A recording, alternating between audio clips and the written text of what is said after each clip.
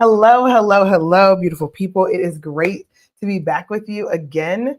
We are in our series where we're talking about power skills and we're talking about navigating today's job market. So, the realest truth is the job market is going to guide us and determine how we show up in that environment because each market requires us to be adaptable and to be able to navigate it. So, we're seeing changes in the job market. We're making sure here at Career Gems for the Journey to help you be prepared for those changes. And over here, we help professionals build thriving careers, and we do that day in, day out. So we absolutely love the work, and we're trying to make sure that these LinkedIn lives and these YouTube lives feel like a concentrated, value driven experience where you are spending your time investing in you. And if you are with me here live, I appreciate it. I love it so much. You can please drop your city in the chat. If you could drop your city in the chat and I can know who's riding with me, that always changes the way that I feel in the moment because I get to know who's riding with me and what that's like. That feels like I'm not just talking into a camera, which sometimes this is how it feels. So I love to know who's riding with me live. And if you are on the replay, and you are listening to this in podcast mode or you are catching it the next day or multiple days after, I love that for you. I love that for me too. You can still drop your city in the chat because I definitely want to know who's riding with us on the replay. The replay has been doing amazing things. Folks have been sharing and using it as a tool and a resource, and listens and replays are going up. So I appreciate you all just for spending the time. I know your time is valuable, and I want to make sure that you feel good about that investment and the signs are there. So we appreciate you for that. So today, as the title implies, we're talking about power skills for women and emerging leaders specifically. And the reason why I chose to talk about these topics at this period in time is I came off what was an amazing experience for the Career and Care Summit. And if you don't know, the Career and Care Summit was an event that we hosted in Philadelphia this year in celebration of International Women's Month. So in doing that, I really had the opportunity to build this phenomenal community of just talented, capable, professional women. And they had a bounty of value to bring to a great discussion. And they also had a lot of questions. And they wanted to make sure that the nuance to their strategy or how they were approaching their career was something that they got good insight on. And what I started to think about as we were at the summit and then all the weeks that are following it, that followed the summit, it got me to thinking there are probably more and more people who have similar questions and just haven't had the opportunity to ask them. So we wanted to make sure that we platformed this new awareness, this new level of information that we were able to get through the Q&A, through some of our surveys, through some live interviews that we did at the Career and Care Summit. So in doing that, we came up with this specific topic, and this came directly from participants who were at the summit. Now, you guys will hear my disclaimer. I had an amazing time at the Career and Care Summit. Sometimes I think back and I'm not sure how real it was because there were so many moments, so many just energetic feelings that I was able to experience as someone who got to float through the whole event. Now, I did a keynote for the event. I was in the room. I got to talk to people, and I was very, very much up to my elbows, knees and all in planning the summit. But I still look back on it as like, did it happen? Was it real? Because it was just such a phenomenal experience. And we are planning for our 2026 summit. So I appreciate you guys who were there for 2025. And if you missed it, don't worry, we'll be announcing more information on the 2026 Career and Care Summit. You have to be in the room. It's going to be even better than the previous year, if that's possible. And it is. So we're building something that is absolutely going to be valuable to you. We're building a space for people to do what needs to be done, which is come together in community, collaborate on topics that we have that are challenging for us and that are exciting for us, like-minded individuals all in the same room. So today we're going to talk about a little bit more depth, specifically focus on these power skills for women and emerging leader. So we've talked about skill-based hiring. We talked about technical skills. We covered some of those things, but I want to get a little bit deeper today specifically and talk about power skills, the ones that are really not often listed on our job description. And sometimes we can see something on paper and not be able to acknowledge or interpret that there is an expectation beneath what's on the paper. And oftentimes we find that the interview process may or may not cover these skills or these competencies. So I want to bring them to the forefront so that we can have a productive discussion about what's real. And as we think about some of these micro certifications or these micro development opportunities that we're taking, are you also incorporating some of these power skills in areas that you want to develop, especially for women and emerging leaders, the folks who are navigating systems and business that may not have been designed or built for them, or certainly not are designed and built for the way that we may think or operate naturally. So let's get into it. So power skills or soft skills are things, or soft skills, they're not new, right? It's no unique thing that we've never heard about before. So if you've heard some of these concepts before, good. That's the goal, is to make sure that we're being realistic for what this market is going to require of us. So if you've heard about it, then that's great. You're ahead of the curve. And if you've heard about it but not taken any action, this is your reminder to use this LinkedIn Live, this YouTube Live experience, or this replay as a reminder to say, am I developing in the areas that this job market is requiring me to develop in? So they're not new, but I want to name them and make sure you understand that the value may have changed for these skills. Certainly the expectations for people having them at a leadership level has absolutely changed. So these are the skills that have the ability to drive influence. They encourage your visibility and amplify your ability, but they also engender trust. And though we may not talk about it, like we said, it's not on the job description, being someone who people feel that they can trust, feel that they can work with is so important. And I think we undervalue it sometimes, and we focus a lot on technical skills or competencies, but we don't focus on those things that tie us to really driving influence and also engendering trust in our connections with our peers, with our coworkers, with the leaders within the organization. So these are the skills that move people and help to drive your career forward, help to get you that next opportunity, help to get you that job that you might be looking for. So what am I talking about, right? Let's not make it general. Let's narrow it down and be specific. I'm going to name a few skills that I not only have seen go up in higher demand, but we also build programs around here at Career Gems for the Journey.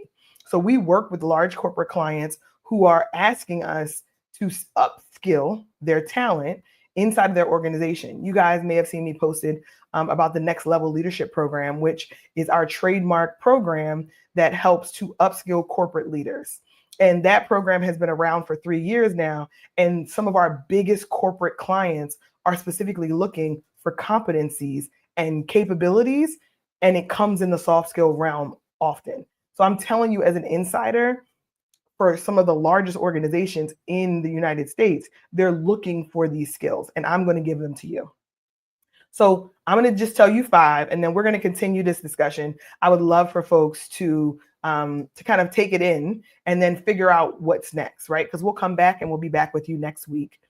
So the 5 that we're going to cover are the ones that I am starting out with.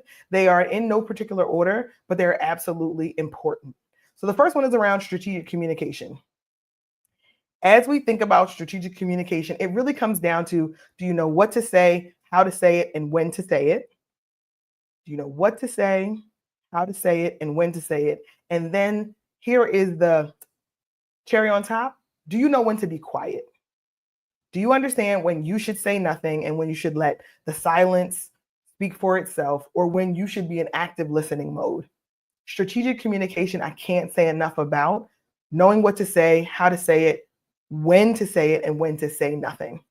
It's a very, very intuitive skill that requires you to be able to read the room and kind of interpret other people's verbal and nonverbal cues. It's a very high emotional intelligence skill, and it's necessary.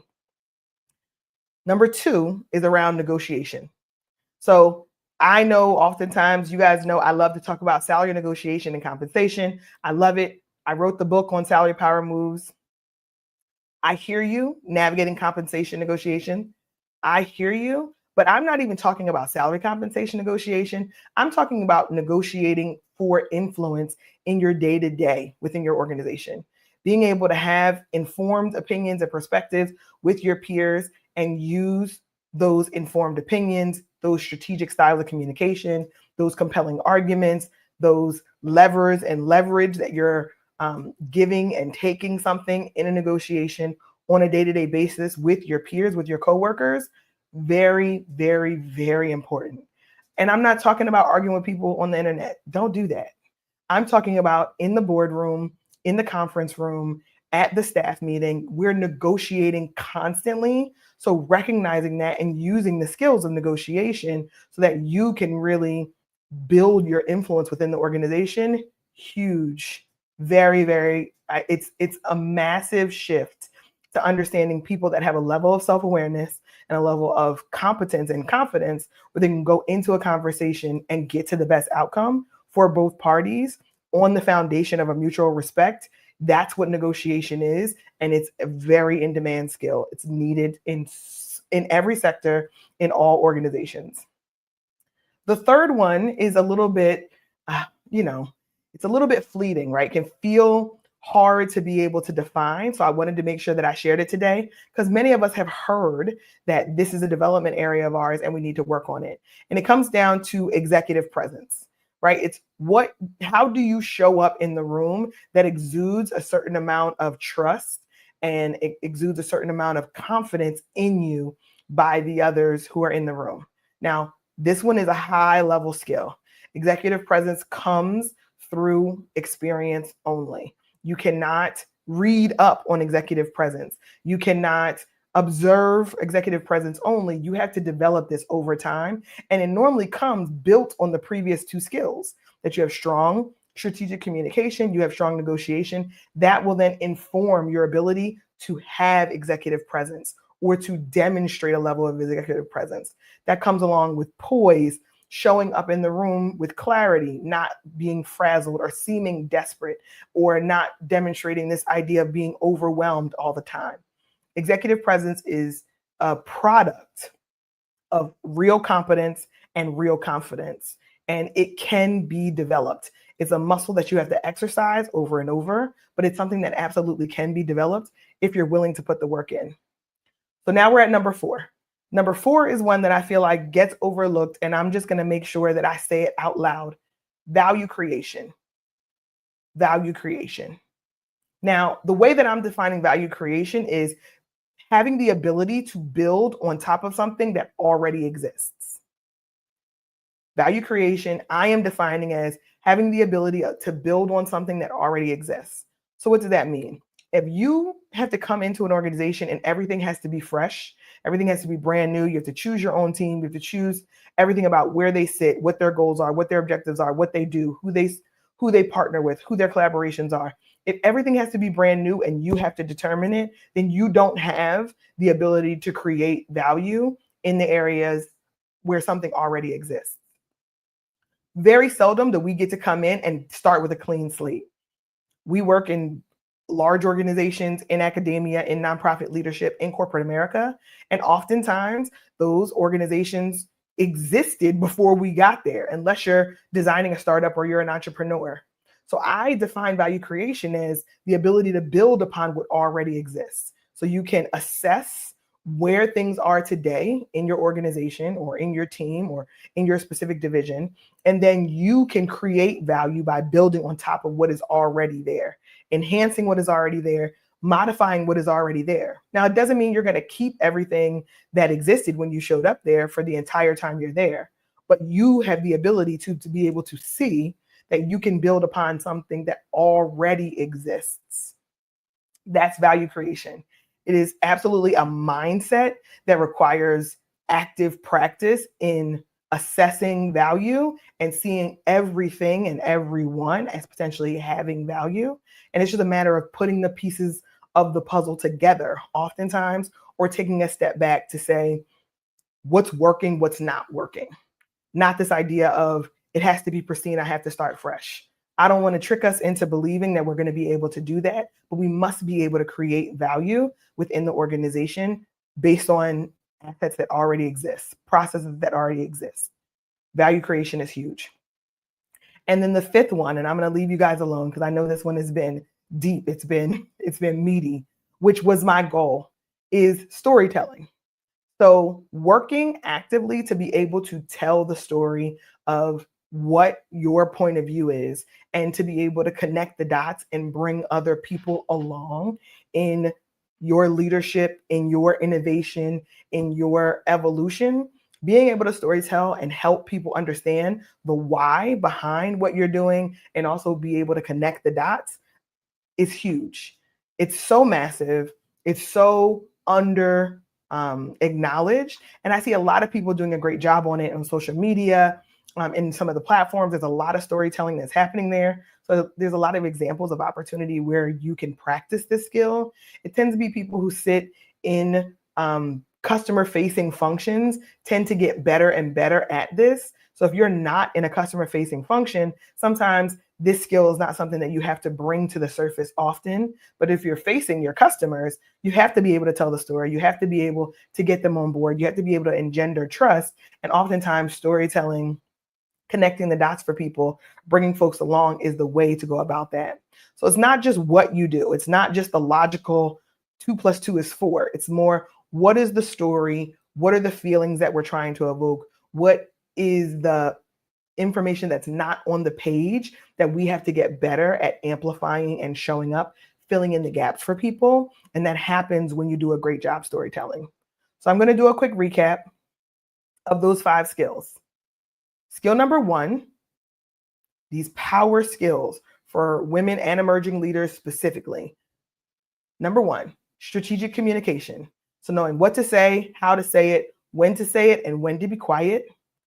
Number 2 is negotiation. So advocating for ideas and influence within the organization, creating a push-pull dynamic, pulling different levers in your communication and your exchange, coming from a place of mutual respect with the people that you work with on a regular basis. Number 3 is executive presence. Executive presence is showing up in a room with clarity, with confidence, engendering trust from other people because of the way you show up. Excuse me. And executive presence comes from a foundation of building on strong strategic communication and negotiation.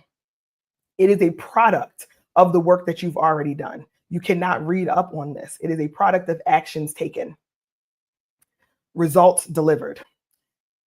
The 4th one is value creation, and that is defined by me as the ability to build upon something that already exists, to further enhance something that already exists. And then the last one is around storytelling, helping to connect the dots for people, to be able to bring them along in your thought process and guide them along with you to wherever you seek for them to be able to go. So let's talk a little bit about reality.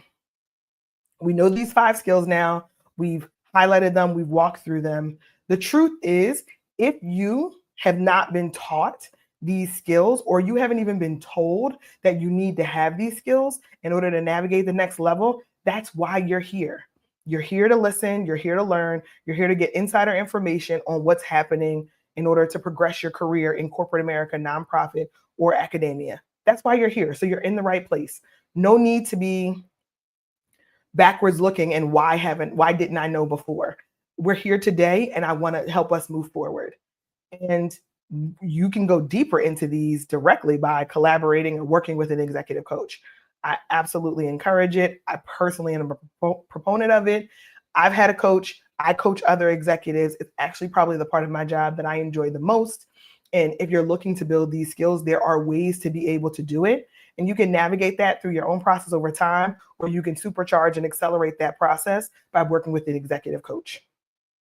So when it's time for you to really encompass these behaviors and make them a part of your professional development, of your story, of your leadership experience, these are the behaviors that are going to be necessary in this job market in order for you to seize new opportunities that are unique, that are adaptive.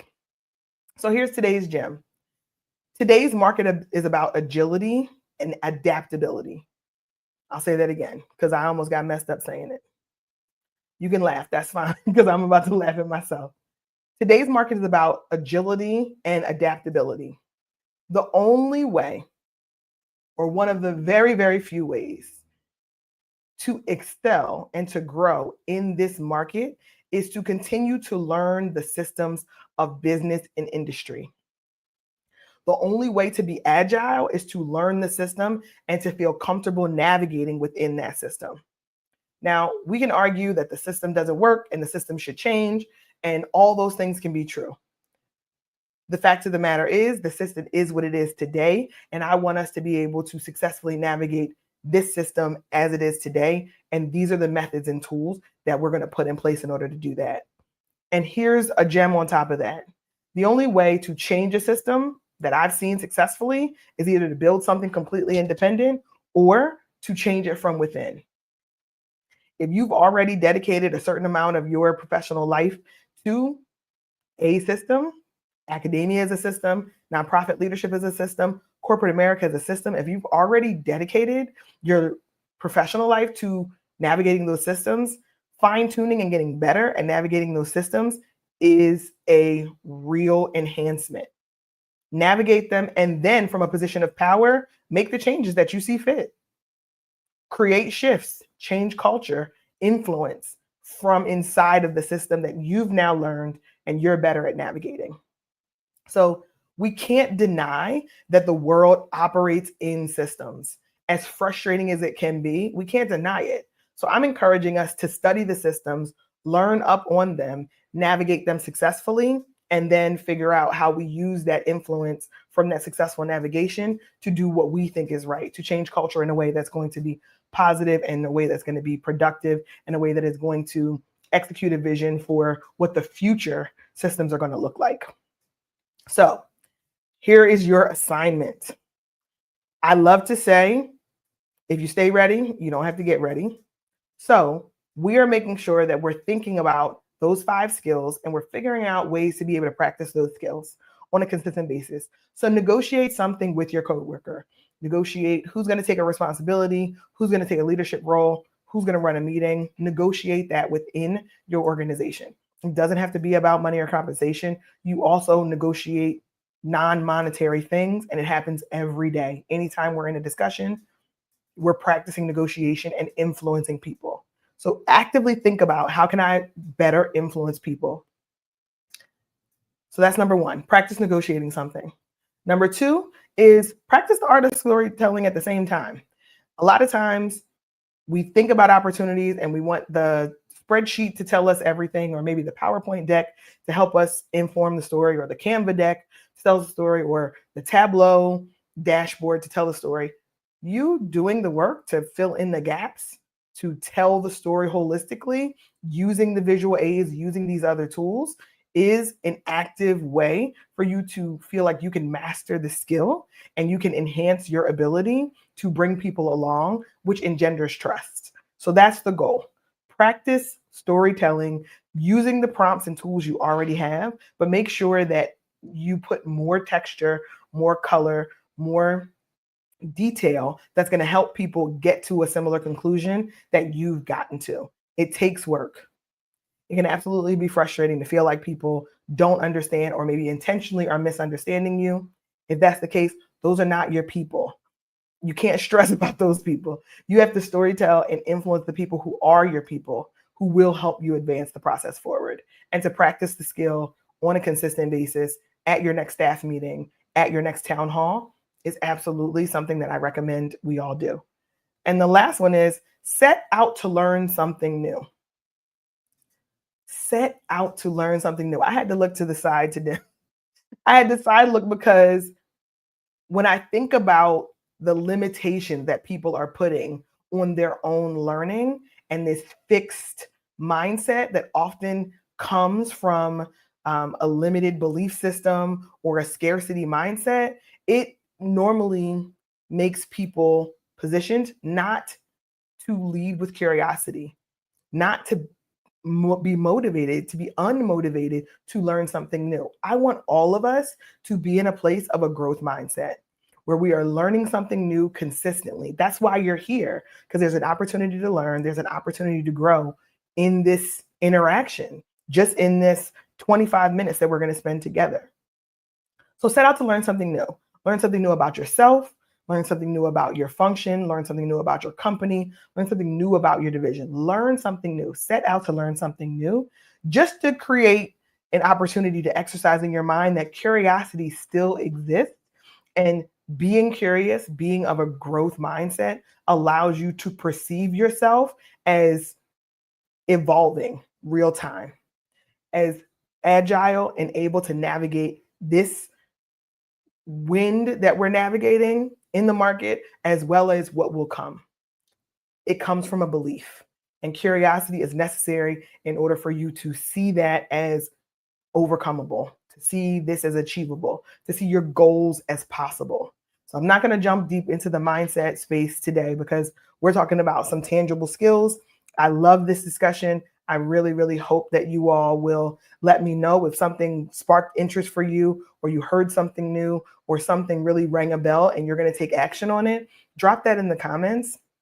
I'll be looking forward to hearing more from you. And until next time, we are going to stay on this topic. We're going to keep going deeper into this process of what are those power skills. When we come together next week, we'll be talking more about our perspective of building or buying. What are companies looking for from a skills and a competency standpoint? Are companies building from within and developing people, or are they going out and buying talent, or some combination of both? Again, you're going to hear corporate insider intel and information that you can then use on your career journey. So I am thrilled that you spent the time with me today. I am looking forward to being back with you next Tuesday at 12 p.m. Eastern Time. If you're joining me on LinkedIn, please head over to our YouTube channel and follow us there. We're at Career Gems for the Journey on YouTube.